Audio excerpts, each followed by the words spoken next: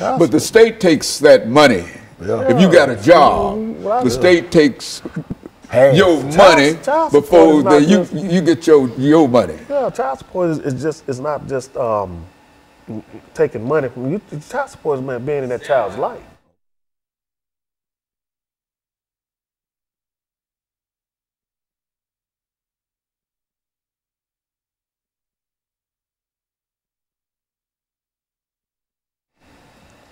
Thank you, and welcome back to the final segment of the show for today.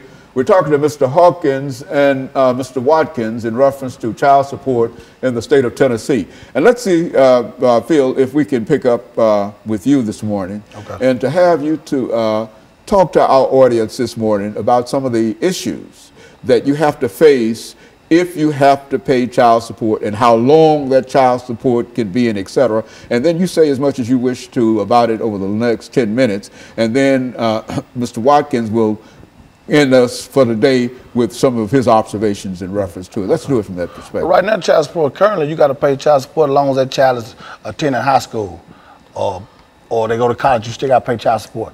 And which in terms of that, it hurts the father, it hurts the whole family. We're trying to keep families together. We keep unity in the family, the mom and dad not arguing, everybody having, getting along. The kids can be more productive going to school. They're not listening to argument all night. The dad and mom having, everything going all right. But with this child support how it is now, it's just too much chaos in the home. The father not making the money he's supposed to make. He better can take care of himself.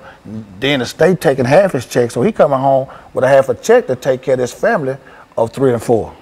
So that leads them to a broken cycle of despair. I mean, alcoholism, drug addiction, all that, comes in a part of it, because the man get to the man, what can I do? I'm just out here, And we're just trying to change a lot of that. We got a program now. We're trying to do it 90 days. Get each father 90 days. No child support. 90 days to get themselves together.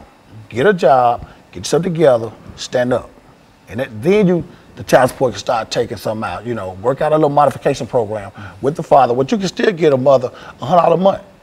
But that's a whole lot better than taking a man, half a man check. It's giving a man some kind of hope that he can be productive, he can go home, he can buy his kids a decent pair of shoes, diapers or whatnot. But right now, how they got it, we just losing battle.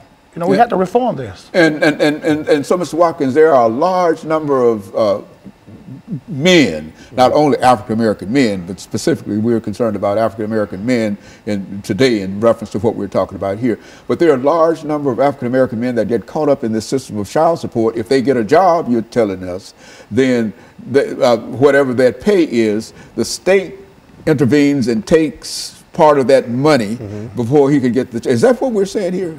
Yes. Talk about that. When a man goes to court, I've been in court situations where a judge actually told me, I'm living in the household with my kids, the mother and everything, and asked me was I paying child support, and I said, yeah. I'm thinking they're going to say, okay, you in the household, so we're going to stop it. He asked the mother, was he helping? He told me, yeah. Turn around, the judge told me keep paying. That's just one of the situations. Another situation is when a woman can call, a man can get out of jail. After he done his 81 days, 82 days, he can get out of jail, and they'll give him a review date to go back to court. And in that review date, that woman has the ability to call the judge and say, I want to speed up the process. So if that man doesn't have a job within that time the judge has allowed, well, guess what? He's going out back to jail. So child support in the real sense has the ability to land folks almost immediately in jail, and then take half of the paycheck. And on top of that, not only that you go to jail, but you also still pay child support. Yeah, child support still accumulating. So it's a law, they say, and there's nothing. It doesn't stop. It just does not stop. Just because you sit up there doing 90 days, 80 days, 6 months, 8 months, it doesn't matter. You're still gonna keep paying. You still gonna keep paying in one way or the other. While you sitting there in jail doing nothing, or you sit out here in the streets doing nothing, they still gonna want that money. Now the state done away with the father. What's going on with the kids at home then? The father not here. What's going on with the kids? The son growing up, he watching the neighborhood drug dealer. The daughter growing up watching her brother with the money. She want a boyfriend with the money now. So go to a broken cycle. Here she goes, she's in the projects, she's pregnant with a couple of kids. The cycle continues. We have to reform this child support. But like you said, the black man, we're in trouble. Yeah. We won't have a second generation. How things going now? We got too much going against us as it is. You know, we trying to stand up and man up. We going out here every day. We feeding the homeless. I mean, we buy our own personal money. You know, socks, T-shirts, take to the homeless camps. We feed them hot dogs, hamburgers. You know, we go to the inner city, take over the kids, reading books at schools. We doing all this to show these kids that, you know, they look forward to seeing us. We got a junior Firebird football program coming up out of Pearl High School. We're with those guys every day, the little fellas. We teaching them along the way, you know, how to man up, how to be young men, you know, by reading skills and math skills. So it is things that men can do out here that we are positive.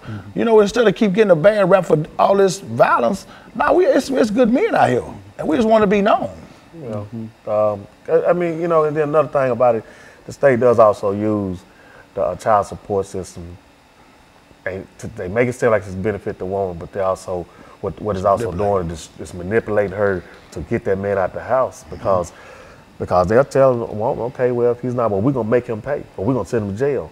And by the time the woman's got fed up with so much stuff, you know, her mind is going in a whirlwind and she's looking like, oh, what am I doing, what am I doing? So when the arguments start inside that household, when that fighting starts in the household, then that man is pushed out that household, and if he starts getting on his feet trying to do better, that woman gonna want a piece of it right now. And say, well, he got it, we need to go get it right now.